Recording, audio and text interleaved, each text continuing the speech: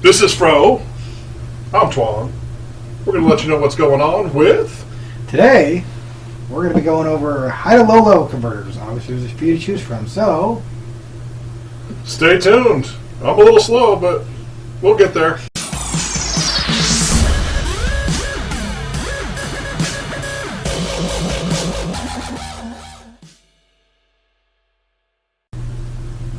So we got some line out converters here. We're going to start with some of our more basic guys. This first guy here is by Skosh. It's a line out converter, also a high-low converter, what we call it. And what that does is it takes your speaker level outputs and turns it into these RC outputs. So when you're adding an amplifier to your factory system, this is a must-need. Like I said, this is our most basic guy. We've also got some gains on here to adjust this up and down to get the type of output that we need matched up to the system. We step up to these guys here. One thing that's going to be really nice about these guys, and typically most of the time we're going to use these guys as a minimum. This guy I usually don't use too much. And why that is these guys here have a remote turn on output. A lot of cars today don't have a separate switched key power. And what this guy will do is generate that off of the signal that you receive and through the input of the actual line out converter. So when the speaker starts playing, it's going to tell that to kick on the power and send it to your amplifier. It's like a switch to turn it on. This guy's a 2-channel, so this is great for working for a sub amp. This guy here's a 4-channel, so this is better for working for a 4-channel amplifier. You could do front and back speakers, or if you say you had an amp that you had a 2-channel amp, you were just going to run the front speakers, and you had an amp that you were going to do on the subs, you could do that with this guy as well. And that's some of the basic guys. Now for some mid-grade models here, Fro's going to tell you a little bit about these guys. All right, let's start off with the Audio Control LC2i. The LC2i is essentially designed mostly for sub. All you can do sub or front and sub or rear, do the dual outputs with a single input. The biggest advantage to the LC2i is it has what's called Accubase. Accubase. I'll spit it out one of these days. EQ. What Accubase does is take a factory curve from a radio, which usually was called bass roll-off, and correct that. So instead of when you're turning the volume up that wants to lower the bass, it knows that this is the point in when turning up the volume that the bass usually drops off, and it will adjust the voltage output so the bass stays controlled. This is crucial because a lot of your newer cars, they have a system designed in there. When you're cranking this thing up, they don't want you blowing the speakers and stuff. So it limits that bass at that higher volume. Well, this is going to re-add that bass in so you're not losing that. Correct. Plus, unlike the little ones that we just saw, the entry-level product, instead of putting somewhere around 2 volts out, this guy will actually do 9.5. Much more signal for your amplifier. Much cleaner, too. I mean, it's a little easier for your amp to work because this is doing a lot of the work versus your amplifier, getting a nice cleaner signal. Let's move on to the LC7i.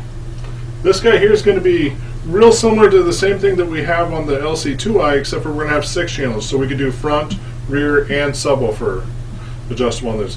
Another thing that's really nice about these guys is, especially when you're integrating in with the factory system, a lot of times you don't have a factory subwoofer level control. Sure, you've got a bass tone control, but that's tone.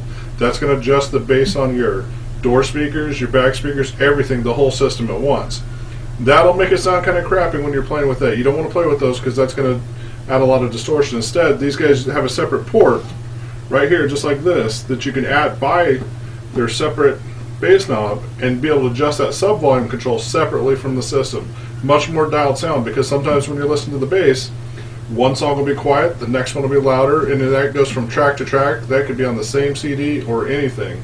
Depending on sources, on auxiliary to Bluetooth, that stuff's going to change a lot. Personally, myself, I have a nice system, top of the line Kenwood deck in there, but I still have a separate bass knob on there because I like to fine tune and adjust that at any time. So now we're going to look at kind of the high-end product for high-level, line-level converters. These are both by JL. It's a Fix 82 and a Fix 86. So let's go over them. First one, let's look at the Fix 82. The Fix 82 has 8 channels of input, so you can run the gambit as far as that. These are generally not designed for subs, but actually work really well for subs, just because you can pull more than just one signal, so you can get a much smoother line out. But it's only got 2 outputs. Super audiophiles will generally use these because they don't care about fade or balance. But what this does, besides, of course, be a high to low level converter, this will take your factory EQ curve off your radio, which is usually got a ton of peaks and valleys because it's designed for factory speakers, and it'll level it flat, or as flat as you can get it. So that means your highs, your lows, all that stuff is going to be perfectly flat, give you something really good to work with. Next up, we have the Fix 86. The Fix 86 is the same kind of deal as the Fix 82. We got 8 volts of output, 8 channels of input. Time correction, as far as fixing the factory time correction, Fix 82 does the same thing, leveling out that factory EQ curve. But the advantage to this one over over this 82 is you have 6 channels of output, meaning you're going to retain your fader. You're going to have a separate sub output. Most of the solutions for what most people would want, because most people don't want to lose their fader, they don't want to lose their balance, they don't want to lose any of that stuff. They just want a good high-level solution that will also correct their factory radio, and that's exactly what a Fix 86 will do. And another thing that you see with a lot of these problems with these newer cars is there's a crossover for the tweeter, it's separate. Crossover for the mid-range, separate. So they're playing their own separate ranges. They're not actually playing a full range signal. And this does signal summing, so that's going to take all those signals together and give you one nice, complete, full range signal on the output, which is going to give you a much better sound. And that's why a lot of advantages to the high fidelity guys will like the Fix 82, because it truly sums everything and you get one signal out. And honestly, who fades anymore? If you do, you probably have kids. If you don't, if you want the fade, this is definitely the way to go. Fix 82, Fix 86. So if you got any more questions about any products like these, or want to know a little more in depth, we've got a lot of smart guys in the front in sales and in the back bays at any of our 4 locations. You can stop by and talk to any of us.